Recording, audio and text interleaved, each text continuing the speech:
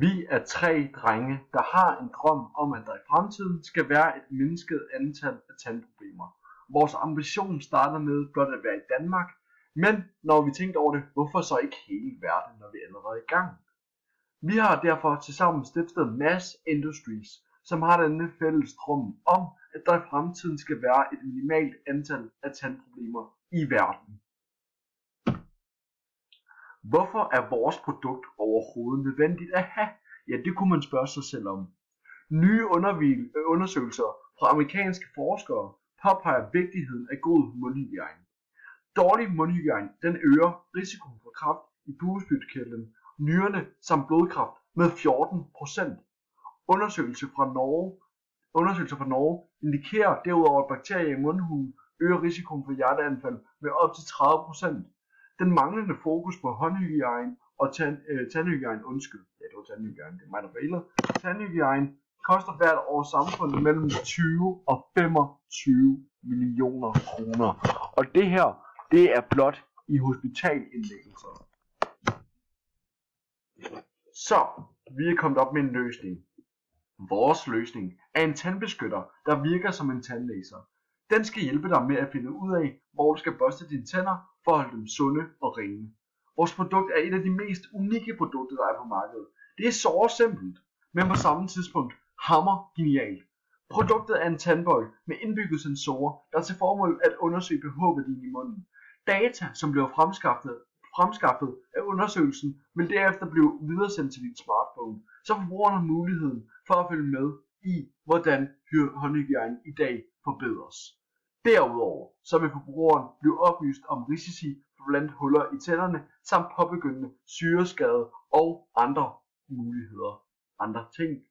Disse oplysninger vil sørge for, at tandlægebesøg hver eneste gang har et formål, da du vil vide, hvad du fejler, inden du går til tandlægen. Derfor er det ikke længere en nødvendighed for regelmæssig tandtjek, da du har vores produkt. Markedsundersøgelse. I vores undersøgelse havde vi tænkt os at finde ud af, om forbrugerne rent faktisk gad at bruge vores produkt. Det synes vi var meget vigtigt at vide. Her kunne man se ud fra de 2 grafer, at først og fremmest, at der er mange, som synes, at det er et problem, eller at de gerne vil være sikre på, at de har gjort det rigtige med deres tandbørstning. Her er det altså 61,9%, der godt kan se, at det vil være en fordel at have det her produkt her, bare her, fordi de synes, at det er vigtigt at børste deres tænder ordentligt. I vores undersøgelse, der fandt vi derudover ud af, at der var de 105 adspurgte mennesker, som vi havde, at 12 personer allerede var interesserede i vores produkt, da de hørte om det. De kunne altså godt tænke sig at købe det bare da de hørte om det. 24 personer sagde dog, at de ikke var. Men der var 69 personer, der sagde, at de var interesserede i produktet, men at det kom utrolig meget ind på prisen. Så når vi skal lave vores produkt, har vi altså ud fra vores markedsundersøgelse fundet ud af, at prisen vil komme til at spille en stor rolle. Derudover har vi en anden ting hernede, som vi kan se, effektiviteten, kvaliteten og prisen. Her kan man se, at der er en utrolig stor fokus på effektiviteten og kvaliteten. Så dette er også 2 ting, som vi skal have med i vores produkt og have fokus på. Strategi.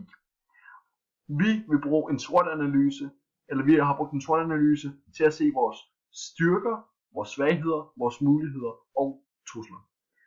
Hos Mass Industries har vi selvfølgelig mange styrker, og vores produkt, Same Tooth Protection, har selvfølgelig også nogle svagheder osv.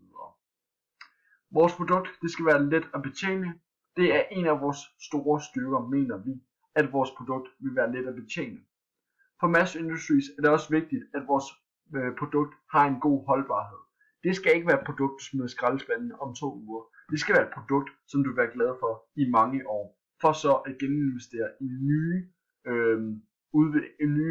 forbedringer af produktet, som vil komme efterhånden, som vi finder ud af, hvilke fejl vi skal justere. Vi har dog også nogle svagheder. Selvfølgelig har vi det.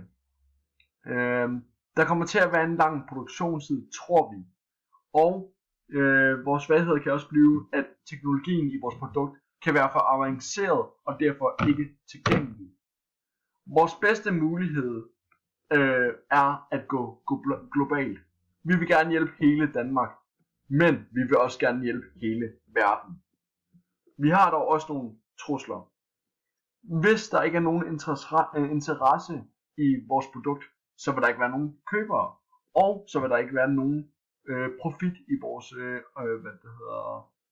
vores firma. Ja. Teknologien den kan jo også igen være en trussel, for hvad hvis der er nogen der opfinder noget der minder om vores? Hvad hvis der er nogen der kopierer vores idéer og laver det bedre end os? Det er også en trussel. Og det kan være at vores produkt bliver for dyrt. Vi kunne se før at det spillede en vigtig rolle for mennesker, eller for dem vi adspurgte, og hvorvidt prisen var høj eller lav.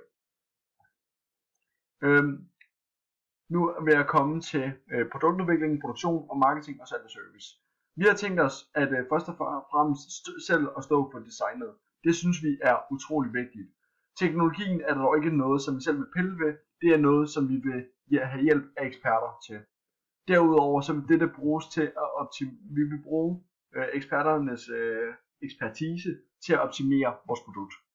Produktionen står vi heller ikke selv for. Den står vi ikke selv for, undskyld. Det der andet står vi for. Produktionen den står vi ikke selv for. Det er maskiner. Og det skal foregå på den måde at det bliver lavet i flere lande. Det er ligesom en iPhone. Du samler den i flere lande, og til sidst så vil vi få et produkt. Og det her det er for at gøre det billigst muligt og mest effektivt muligt.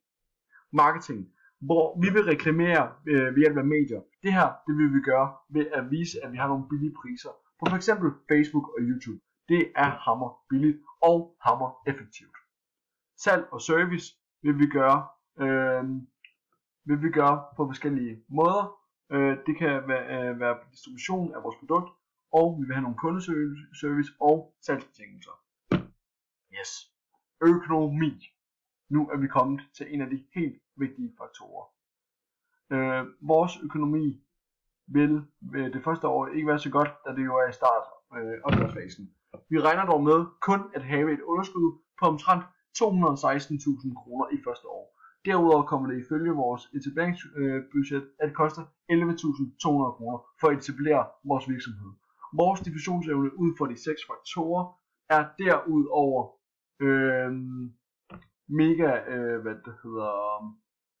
mega lovende. Den ser mega lovende ud, fordi at vi har så mange positive sider ved vores produkt. Og nu er jeg lige kommet til at skippe noget, det må du undskylde, Lars. Det er mig der lige flyver for meget derude af. Ja. Vi vil også satse på differentiering som vores konkurrencestrategi. Vi har et utroligt unikt produkt, som ikke findes på markedet, og vi henvender os til dem, som ikke tænker så meget over prisen, men tænker mere på kvaliteten i produktet. Og vi fokuserer selvfølgelig på en mindre del af markedet derfor, men det har et kæmpe potentiale til at blive en stor del af markedet. Og her ved økonomi, der glemte jeg også lige at sige, at vi estimerer, at vi får 2 mennesker til at kende os efter en måned, og derefter vil vi have en fremskrivningsfaktor på 2, som betyder, at hver person fortæller en anden om produktet. Det vil sige, at efter 12 måneder, så har vi 8.192 personer, der kender til os. Og vi regner med at sælge et produkt per 10. potentielle kunde, som vi så ud på vores markedsundersøgelse.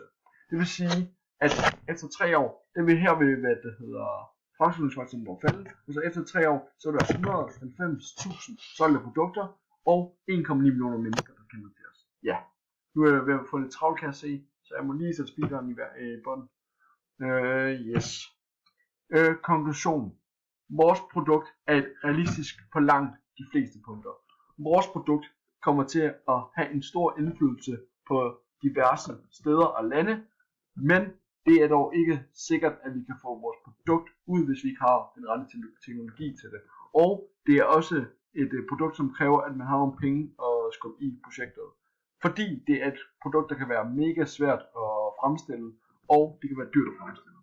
Derudover så ved vores produkt, vi har glemt at sige, at nu er jeg mega travlt, det vil være 10 minutter, men vores produkt, vi vil sælge det for 545 kroner, og vi vil tjene 73 kroner per produkt solgt. Og vi havde et overskud på 59.000. Ja, nu er jeg færdig i 10 minutter. Det er, yes, undskyld Lars, det var, jeg kunne ikke nå det hele. Yes.